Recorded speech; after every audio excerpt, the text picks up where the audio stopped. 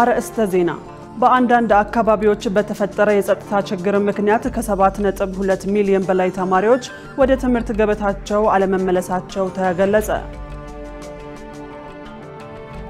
በሰሜን ጎንደር ዳባት ወረዳ ውስጥ ያሉ ተፈናቃዮች የጤና ችግር እንዳጋጠማቸው ገለጹ። ከውጭ እስራኤል በደቡባዊ ጋዛ በናስር ሆስፒታል ባደረሰችው ጥቃት የሐማስ የፖለቲካ መሪ መገደላቸው ተገለጸ።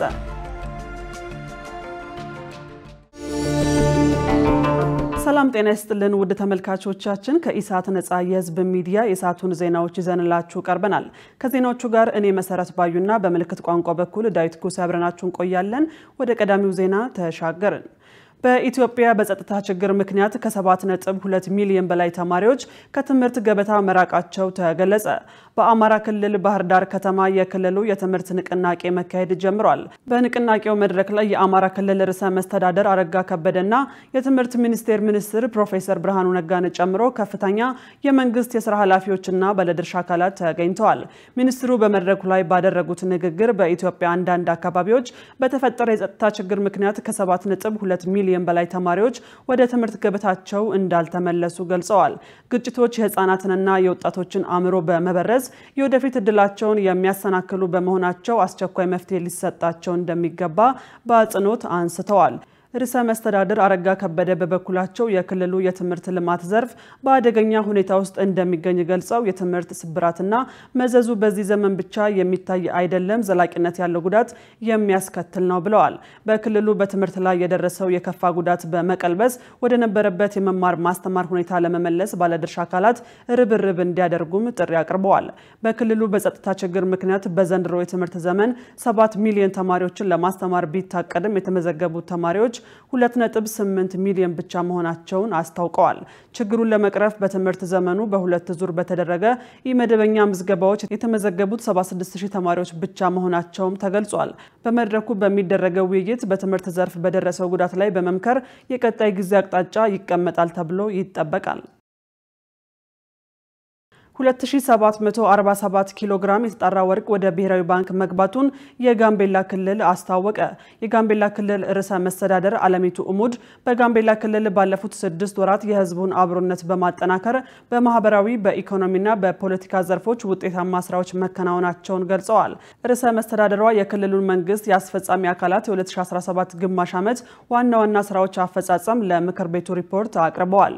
በሪፖርታቸው እንዳሉትም የህዝቦችን አብሮነትና አንድነት በማጎልበት ዘላቂ ሰላም ለማጽናት በተከናወነ ስራ አበረታች ውጤት መመዝገቡን ተናግረዋል። በ2016-17 የምርት ዘመን የመር እርሻ ከ166000 ሄክታር በላይ መሬት መልማቱን ተናግረው ከ4 ሚሊዮን ኩንታል በላይ መሰብሰቡን ገልጸዋል። ባለፉት 6 ወራት የክልሉን ገቢ አቅም ለማሳደግ ከክልሉ እስከ ወረዳ ከተለያዩ የታክስ አይነቶች ከ1 ቢሊዮን ብር በላይ ገቢ ተሰብስቧልም ብለዋል። በወርቅ ማዕድን ዘርፍ ለኢትዮጵያ ብሔራዊ ባንክ 650 ኪሎ ግራም የተጣራ ወርቅ ለማስገባት ታቅዶ 2747 ኪሎ ግራም የተጣራ ወርቅ ወደ ብሔራዊ ባንክ መግባቱን መግለጻቸውን የጋምቤላ ብዙሃን መገናኛ አገልግሎት መረጃ ያመለክታል። የትምህርት ተደራሽነትን ለማረጋገጥ ደግሞ በመንግስትና መንግስታዊ ባልሆኑ ድርጅቶች በ312 አንደኛ ደረጃ ትምህርት ቤቶች በ31 መሰረታዊ ትምህርት መስጫ ጣቢያዎችና በ75 ሁለተኛ ደረጃ ትምህርት ቤቶች ተማሪዎች ትምህርታቸውን እየተከታተሉ ይገኛሉ ብለዋል። በክልሉ ምቹ ኢንቨስትመንት ለመፍጠር ከ55000 ሄክታር በላይ ለኢንቨስትመንት የሚሆን የገጠር መሬት ለማስተላለፍ ከታቀደው ውስጥ ለ27 ባለሀብቶች ለእርሻ ኢንቨስትመንት መሰጠቱን ርዕሰ መስተዳደሯ አስረድተዋል። የተጎዳ መሬት ለመታደግና ምርታማነትን ለማሳደግ በተከናወነ ተግባር በአመት ከ1 ሚሊዮን ሄክታር በላይ መሬት ማገገሙ ተገለጸ። ከዚህ በተጨማሪ በሀገሪቱ በተለያዩ ቦታዎች በደን ላይ የሚከሰት እሳትን ለመቆጣጠር የደን እሳት ትንበያ ተግባራዊ በማድረግ የመከላከል ስራ እየተሰራ መሆኑ ተገልጿል። ሰይፍ አለም ጉዳዩን አስመልክቶ ተጨማሪ አለው።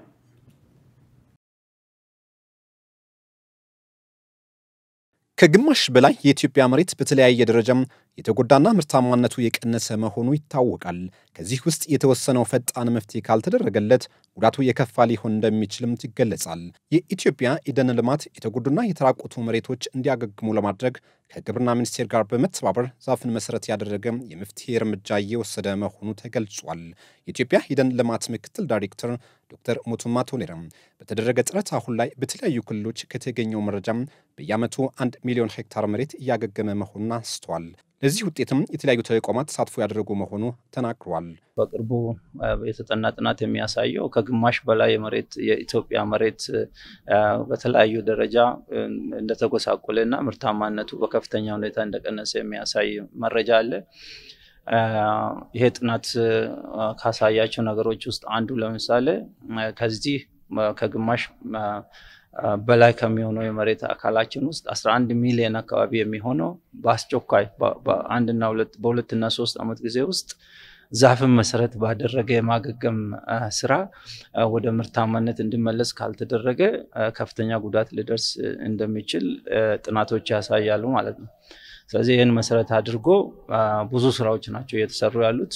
የተራቆቱ መሬቶችን እንዲያገግሙ ከማድረግ በተጨማሪ በአገሪቱ በተለያዩ ቦታዎች በሚፈጠር የደን እሳት ምክንያት የመሬት መራቆት እንደሚፈጠር አንስተው ለደን ውስጥ እሳት ሰበቦች ሰው ሰራሽና የተፈጥሮ መሆናቸውን አንስቷል። በተፈጥሯዊ መንገድ የሚከሰተው እሳት በዋናነት የአየር ሁኔታ ለውጥ ትልቁ ቦታ እንደሚወስድ ምክትል ኃላፊው ገልጸዋል። ደን እሳት በተለያዩ ቦታዎች አገራችን ክፍሎች በተለይም በበጋ ወቅት ይከሰታል።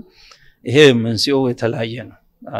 በሰው አማካይነት የሚነሳ በሰው ለተለያየ ለምሳሌ የግጦሽ መሬት ወይም ግጦሽ የተሻለ ከማድረግ አንፃር ጋር ያለው ባህላዊ አስተሳሰቦች አሉ። የእርሻ መሬት ማስፋፋት ስራዎች አሉ። ደን ውስጥ የተለያዩ ምርት ለመውሰድ ተብሎ በእሳት አማካይነት የሚደረጉ ስራዎች ለምሳሌ ከነዚህም የሚነሱ ነገሮች ይኖራሉ። ግን ደግሞ ከዛም በላይ ሁላችሁም የምትገነዘቡት የአየር ንብረት ለውጥ በጣም ያባብሰዋል ተብሎ ከሚታሰቡ ነገሮች አንዱ የደን እሳትን ነው ማለት ነው። በተለያዩ የሀገሪቱ አካባቢዎች የሚፈጠረው የደን ቃጠሎ ለመከላከል ተቋሙ እርምጃ እንደሚወስድ ኃላፊው ያነሱ ሲሆን ይህም ከክልሎች ጋር በመቀናጀት የተሰራ መሆኑ አብራርተዋል። ይህንን ለማቀልበስ የግንዛቤ መፍጠር ስራዎች ከክልሎች ጋራ የህግ ተፈጻሚነትን ከፍ የማድረግ ስራዎች በስፋት እየተሰሩ ይገኛሉ። ውጤት ማምጥተዋል ማለት ይቻላል። ከዛ በተጨማሪ ደግሞ የደን እሳት ትንበያ በቴክኖሎጂ የተደገፈ የደን እሳት ትንበያ መረጃዎች በየ3 ቀኑ ለየክልሎች እናደርሳለን። ከኢትዮጵያ ደን ልማት የት አካባቢ በዛ ክልል ውስጥ የት አካባቢ ላይ የደን እሳት ሊከሰት እንደሚችል ቅድመ ጥንቃቄ እንዲደረግ እዛ አካባቢ ክልሎች የተለየ ትኩረት ሰጥቶ ይህንን የማስቀረት ስራዎች እንዲሰሩ መረጃዎችን እንልካለን። በዚህ ላይም ከክልሎች ጋር ውይይት እናደርጋለን። አሁን በቅርቡ ደግሞ መከሰቱ ብቻ ሳይሆን ዶክተር ሞቱማ በተለያዩ ቦታዎች የደን እሳት ሲፈጠር ተቋሙ በፍጥነት የመቆጣጠር ስራ እንዲያከናውን የሚያስችለውን በቴክኖሎጂ የተደገፈ መረጃ ለመሰብሰብና ለመስጠት እየሰራ መሆኑን አንስቷል። በሰሜን ጎንደር ዳባት ወረዳ ውስጥ ያሉ ተፈናቃዮች የጤና ችግር እንዳጋጠማቸው ገለጹ። ተፈናቃዮቹ በአካባቢው ባጋጠመው የውሃ ችግር ሰበብና የሕክምና አገልግሎት ማግኘት ባለመቻላቸው ለተለያዩ በሽታ መጋለጣቸውን ለኢሳት ገልጸዋል። ወረዳው በበኩሉ የተፈናቃዮች ጉዳይ ከአቅሜ በላይ ስለሆነ ለዞን አሳውቂያለሁ ብሏል። መሳይ ገዛኸኝ ጉዳዩን አስመልክቶ ተጨማሪ አላት። ከተለያዩ አካባቢዎች የተፈናቀሉ በርካታ ዜጎች በሰሜን ጎንደር ዞን ዳባት ወረዳ ውስጥ በጊዜያዊ ማቆያ መጠለያ ለረጅም ጊዜያት ቆይተዋል። መንግስት ባሳለፍነው ዓመት አጋማሽ ላይ ከአማራ ክልል መንግስት ጋር ባደረገው ስምምነት መሰረት ተፈናቃዮችን ወደ ነበሩበት ስፍራ የመመለስ ስራ እንደሚሰራ ገልጾ ነበር። ይሁን እንጂ ተፈናቃዮቹ አሁንም ድረስ በጊዜያዊ መጠለያ ውስጥ ይገኛሉ። መንግስት ይህንን ይበል እንጂ በሀገሪቱ በተለያዩ አካባቢዎች የሚገኙ ተፈናቃዮች በችግር ውስጥ እስካሁንም በመጠለያ ውስጥ ይኖራሉ። በአሁኑ ወቅትም በሰሜን ጎንደር ዞን ዳባት ወረዳ የሚገኙ ተፈናቃዮች ባጋጠማቸው የውሃ ችግርና የሕክምና አገልግሎት የሚሰጣቸው በማጣታቸው በችግር ውስጥ ወድቀናል፣ ለበሽታ ተዳርገናል ሲሉ ለኢሳት ተናግረዋል። አሁን ከዚህ ቦታ ላይ ውሃ የለም፣ መጸዳጃም የለም፣ ሳሙናም የለም። በቃ ስለዚህ ሕክምናም የለም። ከመሆን በቃ በዝንብና በተለያዩ ትላትሎች ነገር በቃ ህፃናቶች በበሽታ እየተበከሉብን ነው። ወንዙም አሁን ደረቅ ነው። በቃ ደጋ ስለሆነ አስቸጋሪ ሁኔታ ላይ ስለሆነ አብዛኛው ቦታው ህዝቡ በቃ ዳባት ቦታ ላይ ያልተመቸለም። በተለይ በመጀመሪያ ህዝቡ ማለት ነው በቃ እንዴት ሌላ ዜጋ እንደ ሌላ እኛን በቃ ያያተ ሙሻ ምናምን በላ ነው አርገው እንደሌላ ዜጋ አርገውና በጣም ተሸማቀናል። ከተማ ለማየት የፈለግነው ራሱ ቤተ ነው ምንለው። በሱ ላይ አንደኛ ተሰቃይተናል። ሁለተኛ ደግሞ ጤናዎች አይወም የሚባል ድርጅት ነበር ከወጣ አመት ወራ ያደርገው ለሱ ላይ ጤና የለንም ተራኮማ ምናምን እንዳል የታኖች አይናቸው ተደፋፍ ነው በመከራ ላይ ነው ያለነው። ውሃ የሚባል ነገር የለንም። ቆስል እጃቸው ታኖች ላይ ቆስላ ላይ አብዛኞች እንደዛው አለ የማሳከት ነገር በሳሙና ተጥና በዋጣት በጣም የታመሙ ነው ያለው። አንድ አመት ያለፈውን የመንግስት መልሶ ማቋቋምን በተመለከተ በምን ሁኔታ ላይ እንደሚገኝ ተፈናቃዮችን ጠይቀናል። ተፈናቃዮቹ ወደ መጣንበት መመለስ እንፈልጋለን ብለን በአካባቢያችን ላሉ ኃላፊዎች ጥያቄ ብናቀርብም የፌደራል መንግስት ነው ምላሹን የሚሰጠው በማለት መልሰውልናል ብለዋል። እሱ ነው የጨነቀን። ዞንም ወረዳም ሂደን አካባቢ ሰዎች ነበሩ በቀደመ ትላልቅ ሰዎች አንዳንድ ምስክሮች የተወሰኑ ሳንቲም አዋጣው ሰጡንና ሁለት ሰው መርጠን ዞን ሰደርነ ወደ ቦታችን መለስኛ አናውቅም። በቃ ተፈናቃይም እየበዛ ነው እኛን በዚህ ጉዳይ አናውቅም ብለው መልስ ሰጡና አሁን እንደምንሆን በጣም ተቸጋግረዋል። ሴቶች በጣም ነው የሚያሳዝኑት። እስከዛሬ መንደር ለመንደር በቄት ምናምን ስንዞር ስናዋጣ ነበር። አሁን ሰፈሩ ጋር ስለተሻሻቀ ተለተሰለቻቸ ማገዶ የሌለችው የተዋቀር ምናምን ሴቶችን እያፈረሱ ሲሞቁ ዶፋ በወረፋም ተሰላቻችተን ችግር ላይ ነው ወድቀን ያለነው። መቋቋም በቃ እስከመቼ ነው እዚህ የምንቆየው? ወደ ቦታው ተፈናቃይ ተመለሱላችሁ ማህበረሰብ ይቋቋማል የሚመለስ አለ ተብሎ ነበር። ከዛ ወደዚህ ግን መልስ የለና ጠይቀን ነበር ነው ወረዳውን ዞን ምደን እኛ እናውቅም የፌደራል መንግስት የሚያውቀው እኛ እናውቅም ተፈናቃይ ጉዳይ ነው ያለው። በተፈናቃዮች ጉዳይ የሚመለከተው የወረዳው ቅድመ ማስጠንቀቂያ ቡድን መሪ አምሳሉ ዋለልኝ የተፈናቃዮችን ችግር በመጥቀስ ለወረዳው ማሳወቃቸውንና ምላሽ እየጠበቁ መሆኑን ነግረውናል። ዋና ምናልባት ያጥያቄና መልሶ የማቋቋም ሪከቨሪ ጋር ተያይዞ ያለው ስራ በወረዳ ደረጃ የሚሰራ አይደለም። የጥያቄው ቀደም ብሎም በተደጋጋሚ ሲያነሱት ነበር። ግን በይበልጥ ያው ፕላንድ ሆኖ በታቀደ አግባብ በጀትም የሚጠይቅ ስለሆነ በወረዳ የሚፈታ አይደለም። ይህ በዞንና ከዞን በላይ ባለ አካል ታይቶ ምላሽ ወደፊት የሚሰጥበት ነገር ይኖራል ብዬ ነው የምገምተው። የሽመላኮ ካምፕ የሚባል ካምፕ ሳይት አሁን ደስ የተቋረጠበት ነገር የለም። አሁን እሱም ግጥ የሚባል ፕሮጀክት ከሴት ኢትዮጵያ ጋር በጋራ በመተባበር የሚሰራ ስራ አለ። አሁን በጥሩ ይጀምራል። እኔ መረጃ ያለኝ ይሄ ነው። ጥያቄ ለሚል እሱ በዞን ደረጃ ከኛ ከወረዳ በላይ ነው። ወረዳ ቤት በወረዳ ኮር ይቀጥም አይደለም። ለኔም ዞን ላይ መረጃ ሰፊ ይችላል። በዚህ ጉዳይ ላይ ተጨማሪ መረጃ እንዲሰጠን ከመጋቢት 12 2017 ጀምሮ የክልሉንና የዞኑን የአደጋ መከላከልና ምግብ ዋስትናን ለማግኘት ያደረግነው ጥረት ባለመሳካቱ ማካተት አልተቻለም። ኢሳት ምላሻቸውን ባገኘ በማንኛውም ሰዓት በጉዳዩ ላይ እንደምንመለስበት ከወዲሁ ለማሳወቅ እንወዳለን። ውድ ተመልካቾቻችን በመከታተል ላይ የምትገኙት ከኢሳት ነጻ የህዝብ ሚዲያ ለሰዓቱ ያዝናቸውን ዜናዎች ነው። አሁን ደግሞ የቢዝነስ መረጃዎች ወደ እናንተ የሚደርሱበት ሰዓት ላይ ደርሰናል። ሰላማዊት ሙልጌታ እየጠበቀችን ነው።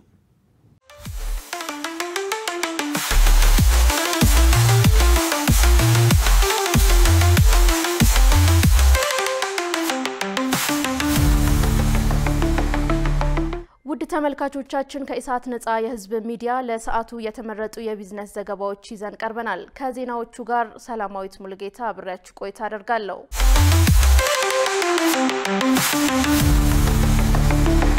መንግስት በነዳጅ ምርቶች የችርቻሮ መሸጫ ዋጋ ላይ ጭማሪ ያደረገ። የመጋቢት ወር የነዳጅ ዋጋ ሳይቀየር እንደሚቆይ የተነገረ ቢሆንም ባልተጠበቀ ሁኔታ ከእሁድ መጋቢት 14 ቀን 2017 ዓ.ም ከምሽቱ 12 ሰዓት ጀምሮ የነዳጅ ዋጋ ላይ ጭማሪ መደረጉ ተገልጿል። ይህ ጭማሪ የንግድና ቀጠናዊ ትስስር ሚኒስቴር ቀደም ሲል ይፋ ያደረገው መረጃ የሚቃረን ሲሆን በዚህም መሰረት 1 ሊትር ቤንዚን 112 ብር ከ67 ሳንቲም፣ ኪሮሲንና ነጭ ናፍጣ እያንዳንዳቸው 107 ብር ከ93 ሳንቲም፣ ቀላል ጥቁር ናፍጣ 109 ብር ከ22 ሳንቲም እንዲሁም ከባድ ጥቁር ናፍጣ 106 ብር ከ75 ሳንቲም እንዲሸጥ ተወስኗል ሲል ካፒታል ዘግቧል። ቀደም ሲል ይፋ በተደረገው መረጃ መሰረት የመጋቢት ወር የነዳጅ ዋጋ በጥር ወር በነበረበት እንደሚቀጥል ተገልጾ እንደነበር ይታወሳል። የካፒታል ገበያ የአገልግሎት ሰጪዎች ቁጥር መጨመር ጠንካራ የፋይናንስ ምህዳር ለመፍጠር ያስችላል ተባለ። በኢትዮጵያ የካፒታል ገበያ የአገልግሎት ሰጪዎች ቁጥር መጨመር ጠንካራ የፋይናንስ ምህዳር ለመፍጠር የሚያስችል አቅም ይፈጥራል ሲሉ የኢትዮጵያ ንግድ ባንክ ካፒታል ዋና ስራ አስፈጻሚ ገለጹ። ስራ አስፈጻሚው አቶ ዘመዴነህ ንጋቱ የአዳዲስ የካፒታል ገበያ አገልግሎት ሰጪዎች ወደ ገበያ መምጣት በኢትዮጵያ ውስጥ የበለጠ የአገልግሎት ብዝሃነት ያለው ጠንካራ የካፒታል ገበያ ለመፍጠር ያስችላል ብለዋል። እነዚህ ተቋማት ለህብረተሰቡ ከኢንቨስትመንት ባንክና ከማማከር አገልግሎት ጎን ለጎን የሰነደ መዋለ ንዋይ ግብዓቶችን የማስፈጸምና የማከናወን ተግባራትን የሚያከናውኑም ናቸው ብለዋል።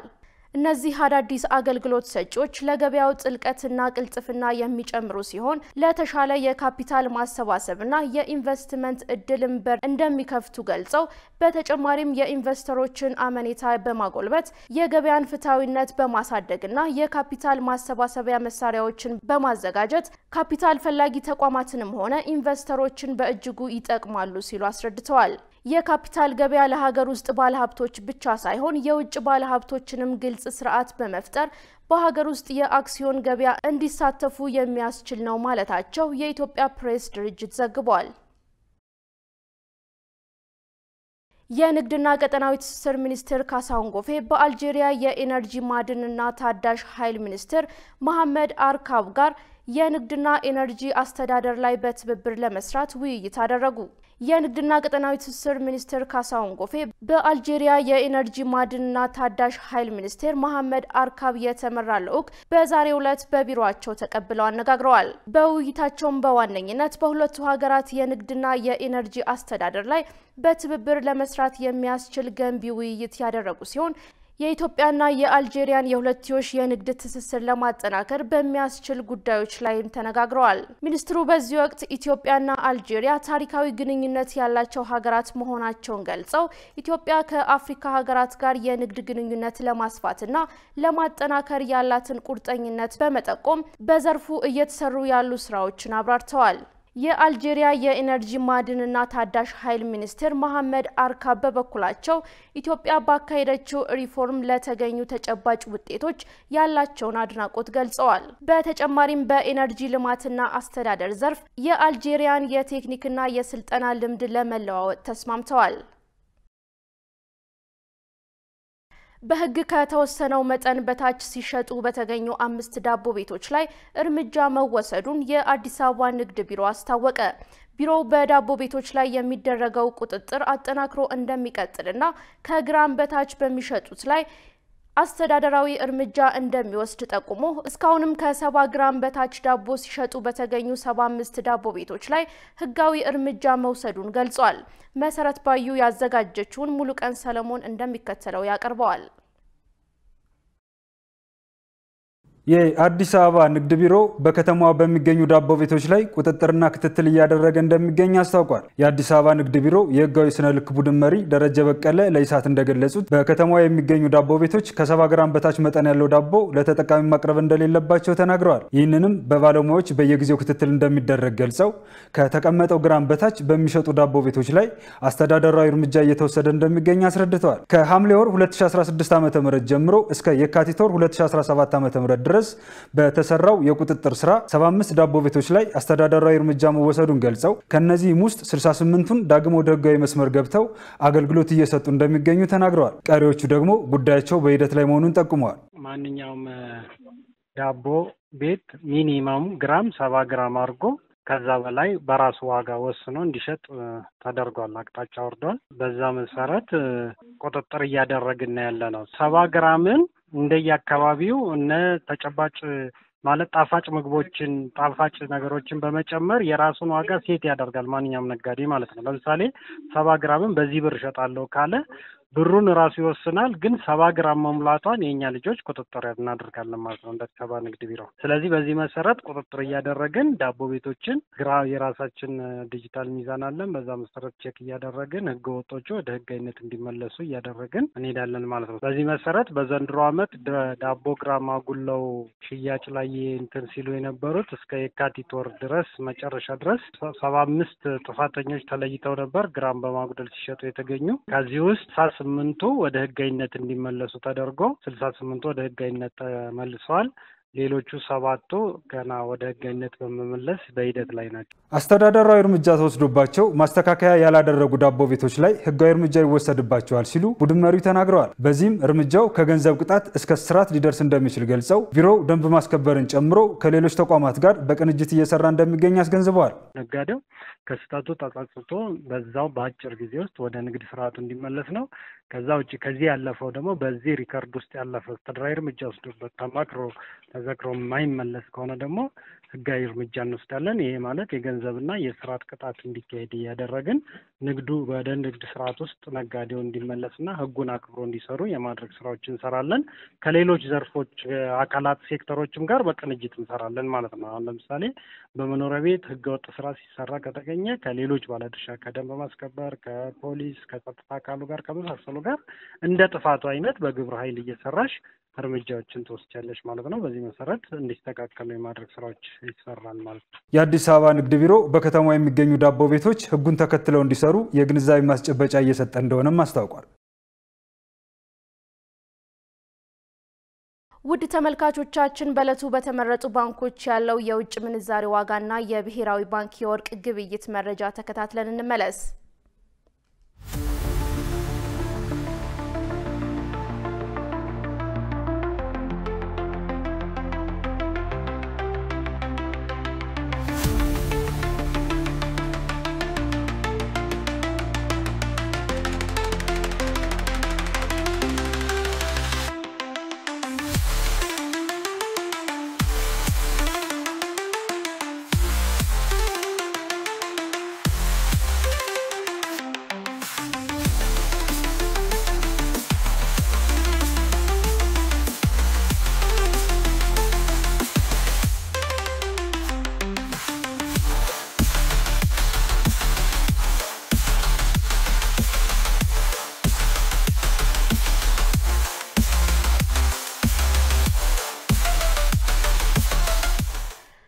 ውድ ተመልካቾቻችን ለዕለቱ የያዝናቸው የቢዝነስ ዘገባዎች በዚሁ ተጠናቀዋል። አሁን ደግሞ ወደ ዋናው ዜና እንመለስ።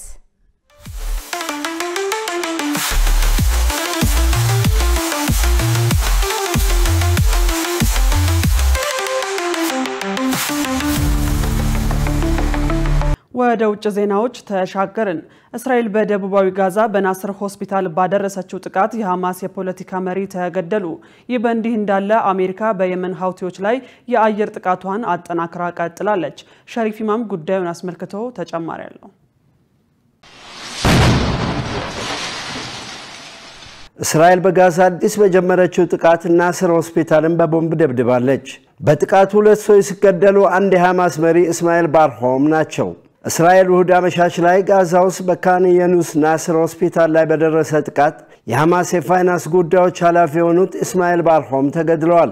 ግለሰቡ ከአራት ቀናት በፊት በእስራኤል ጥቃት በደረሰባቸው ጉዳት ሳቢያ በሆስፒታሉ ሕክምና ላይ እንደነበሩ ተገልጿል። የእስራኤል ጦር ኃይል ባወጣው መግለጫ በሆስፒታሉ ቅጥር ግቢ ይንቀሳቀስ በነበረ ቁልፍ የሐማስ ኃላፊ ላይ ጥቃት ማድረሱን አስታውቋል። ጦር ኃይሉ መረጃ ከሰበሰበ በኋላ በፈጸመው ጥቃት ነጥሎ የሚመታ መሳሪያ መጠቀሙን ገልጿል። እስራኤል በቀናት በፈጸመችው ጥቃት የሐማስ መሪ እስማኤል ባርሆም ግድያ የቡድኑ የፖለቲካ ቢሮ ኃላፊ ግድያ ሁለተኛ ነው ተብሏል። ባለፈው እሁድ የእስራኤል ኃይሎች አልማዋሲ ውስጥ በድንኳን ውስጥ ተጠልሎ የነበረውን ካሊድ ሳላህ አልባርዳዊን ገድለዋል። ይህ ብቻ አይደለም። ማርች 18 ቀን እስራኤል የተኩስ አቁሙን ስምምነት በመጣስ ጋዛን በቦምብ ስትደበድብ የሐማስ 4 ከፍተኛ ባለስልጣናትም ተገለዋል። የፍልስጤም የጤና ባለስልጣናት እንደሚገልጹት በእስራኤል ጥቃት እስካሁን ከተገደሉት ውስጥ አብዛኞቹ ሲቪሎች ናቸው። እስራኤል ግን 20 ሺህ የሚሆኑ ተዋጊዎች ናቸው ትላለች። ሐማስ ግን በቡድኑ የሚደርሰውን ጉዳት አይጠቅስም። የእስራኤሉ ጠቅላይ ሚኒስትር ቤንያሚን ኔታንያሁ እንደተናገሩት የጦርነቱ ዋነኛ ዓላማ የሐማስን ወታደራዊና አስተዳደራዊ ኃይልን ማውደም ነው። በዚህም ሐማስ ተገዶ ቀሪ እስራኤላውያን ታጋቾችን እንዲለቅ ለማድረግ ነው። የአሜሪካ የውጭ ጉዳይ ሚኒስትር ማርኮ ሩቢዮ ከኔታንያሁ ጋር አሜሪካ ለእስራኤል የምታደርገውን ድጋፍ በተመለከተ መነጋገራቸውን የውጭ ጉዳይ ሚኒስትር ቃል አቀባይ ተናግረዋል። እስራኤል በጋዛ እየፈጸመች ያለውን ጦርነት ስለምትቀጥልበትና ታጋቾችን ለማስመለስ የሚደረገው ጥረት አሜሪካ በኢራን የሚደገፉ የየመን ሁቲዎችን በአየር ስለምትደበድብበት ሁኔታ መነጋገራቸውን ቃል አቀባይ አስታውቀዋል። የእስራኤል የውጭ ጉዳይ ሚኒስትር ጌዲዮን ሳር ከአውሮፓ ህብረታቻቸው ካጃ ካላስ ጋር በመሆን በኃይል በተያዘው ዌስት ባንክ ለጋዜጠኞች መግለጫ ሰጥተዋል። በመግለጫቸው እስራኤል የአውሮፓ ድጋፍን መሻቷ ተፈጥሯዊ ነው ብለዋል። እኛ አሁን እየተዋጋን ያለነው ጦርነት የነጻ ዓለም ጦርነት ነው። ኢራን፣ ሁቲ፣ ሐማስ እና ሂዝቦላ እያጠቁን ነው። ምክንያቱ ደግሞ በቅርብ ስለምንገኝ እዚህ ላይ መሳሳት አይገባም አሉ ጌዲዮን ሳር። እዚህ ላይ መሳሳት አይገባም። ጦርነቱ ከምዕራብ ስልጣኔ ጋር ነው፣ ከምዕራቡ እሴትና የአኗኗር ዘይቤ ጋር ብለዋል። ይህ በእንዲህ እንዳለ ግብጽ አዲስ የተኩስ አቁም ስምምነት እቅድ አቀረበች። ስማቸው እንዳይጠቀስ የፈለጉ አንድ የግብጽ ባለስልጣን ነገሩኝ ብሎ አሶሺየትድ ፕሬስ እንደዘገበው የእስራኤል ሐማስ የተኩስ አቁም ስምምነትን ወደ ነበረበት ለመመለስ የሚረዳ አዲስ እቅድ ግብጽ ይፋ አድርጋለች። ሐማስ በህይወት ያሉ 5 ታጋቾችን ይለቃል፣ አሜሪካዊ እስራኤላውያን ታጋጭ ጨምሮ። በልዋጩም እስራኤል የሰብአዊ እርዳታ ወደ ጋዛ እንዲገባ ትፈቅዳለች። 1 ሳምንት የተኩስ አቁም ይደረጋል። በመቶዎች የሚቆጠሩ ፍልስጤማውያንም ከስር ይፈታሉ። ማንነታቸው ያልተገለጸ የሐማስ ባለስልጣን ለአሶሺየትድ ፕሬስ እንደነገሩት የፍልስጤም ቡድኖች ምላሻቸው አዎንታዊ ነው ብለዋል። አሜሪካ በየመን ዋና ከተማ ሰነዓ አጠገብ በርካታ ሰዎች በተሰበሰቡባቸው 2 ቦታዎች ላይ በፈጸመችው የአየር ድብደባ 1 ሰው ሲገደል 15 ሰዎች ቆስለዋል። በሐውቲ የሚደገፈው መንግስትም እንዳስታወቀው አሜሪካ በየመን በፈጸመችው የአየር ጥቃት ወታደራዊ ቦታዎችን ኢላማ አድርጋለች ያለችው ውሸት ነው ሲል አጣጥሏል። መንግስት አክሎም ጥቃቱ ከደረሰበት ቦታ የተገኙ ምስሎች፣ የተጎጂዎች አይነትና ከጥቃቱ የተረፉ ንጹሃን ዜጎች የሰጡት ምስክርነት የሚያረጋግጠው ይህንን እውነታ ነው ብሏል። አሜሪካ ሆን ብላ ራሳቸውን መከላከል የማይችሉ ንጹሃን ዜጎችን ህይወት እየቀጠፈች ነው ሲልም ከሷል። አሜሪካ እያደረሰች ያለችው ጥቃት የመናውያንን በጋዛ የሚገኙ ፍልስጤማውያንን ከማገዝ የሚያግዳቸው አይደለም። አስፈላጊ ሆኖ ከተገኘ ለሊባኖስ እና ለሂዝቦላም ድጋፍ እናደርጋለን ብለዋል። ዜናውን ስናጠናቅር አልጀዚራ፣ ዘጋርዲያን፣ ቢቢሲን በመረጃ ምንጭነት ተጠቅመናል። የፕሬዝዳንት ረሲብ ጣይብ ኤርዶዋን ተቀናቃኝ በሙስና ተጠርጥረው መታሰራቸውን ተከትሎ በመላው ቱርክ የተነሳው ተቃውሞ ተባብሶ ቀጠለ። ኢማሞግሉ ሲኤችፒ ፓርቲን ወክለው ለመወዳደር የታጩ ብቸኛው ሰው ሲሆኑ በቀረቡባቸው ክሶች ጥፋተኛ ሆነው ከተገኙ በመጪው ምርጫ መወዳደር አይችሉም ተብሏል። ዮሐንስ ተስፋ ተጨማሪ አለው። እንቃወማለን ደግሞም እናሸንፋለን። ይህ የኢስታንቡል ወጣቶች የተቃውሞ ድምጽ ነው። ኤክሬም ኢማሞግሉ የኢስታንቡል ከንቲባ ሲሆኑ ከ3 ዓመታት በኋላ ለሚካሄደው ምርጫ የሪፐብሊካን ፒፕልስ ፓርቲ ሲኤችፒ እጩ ሆነው እሁድ ዕለት ይመረጣሉ ተብሎ ይጠበቅ ነበር። ሆኖም ሰውየው በቁጥጥር ስር መዋላቸውን ተከትሎ ቱርክ ላለፉት 10 ዓመታት አይታ በማታውቀው ተቃውሞ የተናጠች ሲሆን ፖሊስ ሰልፈኞች ላይ አስለቃሽ ጭስና የጎማ ጥይት ተኩሷል። ኢማሞግሉ እሳቸው ላይ የተከፈቱ ክሶች ፖለቲካዊ እንደሆኑ በመናገር በፍጹም አለጎበድድም በማለት በቁጥጥር ስር ከመዋላቸው በፊት በኤክስ ገጻቸው ሲጽፉ ኤርዶዋን ሰልፎቹን በመንቀፍ ሲኤችፒ ሰላማችንን ሊበጠበጥና ህዝባችን እንዲከፋፈል የተነሳ ነው ሲሉ ወቅሰዋል። ሚለትምዝን በጣት የሚቆጠሩ አእምሮዎች ፖሊሶችን ያላግባብ በመጠቀም የህዝባችንን ፍላጎት ለመንጠቅ እየሞከሩ ነው። የዚች ሀገር የጸጥታ ኃይሎች የ16 ሚሊዮን የኢስታንቡላውያን መኖሪያ በሆነው ቤት ደጃፍ ላይ ወረውኗል። በመቶዎች የሚቆጠሩ ፖሊሶች ጭንብል ለብሰዋል። ሊያሸማቅቁን እየሞከሩ ነው። ግን እንደማልንበረከክ እንድታውቁ ፈልጋለሁ። ሁላችሁንም በጣም ወዳችኋለሁ። ሁላችሁንም አደራ ላለሁ። ቀጥ ብዬ እንደምቆም ህዝባችን ሁሉ ይወቅ። ይህን አጠቃላይ ሂደት እንደ መሳሪያ ከሚጠቀመው ሰውና አእምሮ ጋር መታገሌን እቀጥላለሁ። ለአምስተኛ ተከታታይ ምሽት በርካታ ሰዎች በኢስታንቡል ከተማ አዳራሽ አመሻሹን እየተገኙ የቱርክ ባንዲራ እያውለበለቡ ከአድማ በታኝ ፖሊስ ፊት ሲዘምሩና ሲጮሁ ታይተዋል። እኛ ወጣቶች ኤክሬም ኢማሞግሉን ለብቻው መተው አንፈልግም። እኛ እዚህ የተገኘነው የዲሞክራሲያችንን የመጨረሻ ፍርፋሪ ለመከላከል ነው። እዚህ ሀገር የቀረ ዲሞክራሲ የለም፣ ህግ የለም፣ ፍትህ የለም። መንግስት ሁሉንም ነገር ችላ ብሎታል። አንዳንድ የፖሊስ መኮንኖች ግፊት ያለው ውሃና የሚያቃጥል ኬሚካል ሲረጩ ቢታዩም የኢማሞግሉ ባለቤት ሞሌካያ ኢማሞግሉ ለተሰበሰበው ህዝብ ባደረጉት ንግግር ባላቸው የተጋፈጠው ኢፍትሐዊነት ማንም ሊቀበለው የሚገባ እንዳልሆነ ገልጸዋል። በአውሮፓውያኑ 2013 በቱርክ ከተከሰተው የጌዚ አመጽ በኋላ በአገሪቱ ታሪክ ትልቁ የሚባል ሰልፍ እየተካሄደ ይገኛል። ከቱርክ 81 ግዛቶች መካከል 55 በሚሆኑት የተቃውሞ ሰልፍ እየተደረገ መሆኑን የፈረንሳዩ የዜና ወኪል አጃንስ ፍራንስ ፕሬስ ዘግቧል። ኤርዶጋን የሰዎችን ፍላጎት ሲጨፈልቅ የመጀመሪያው አይደለም። አሁንም አንድ ነገር ካላደረግን የበለጠ እየባሰ እንደሚሄድ የበለጠ አፈና እንደሚኖርና እንደ ኢራን ወይም አፍጋኒስታን እንደምንሆን ስጋት አለ። ፖለቲከኞች፣ ጋዜጠኞች፣ ነጋዴዎችን ጨምሮ ኢማሞግሉና ሌሎች 100 ሰዎች ናቸው ባለፈው ረቡዕ ለጥየቃ በሚል በፖሊስ ቁጥጥር ስር የዋሉት። ከንቲባው በይፋ በቁጥጥር ስር የዋሉት እሁድ ዕለት ሲሆን ወንጀለኛ ቡድን በማቋቋምና በማስተዳደር ሙስና በመቀበል አስገድዶ ገንዘብ በመቀበልና ግላዊ መረጃ በመቅዳት እንዲሁም ጨረታ በማጭበርበር የሚል ክስ ቀርቦባቸዋል።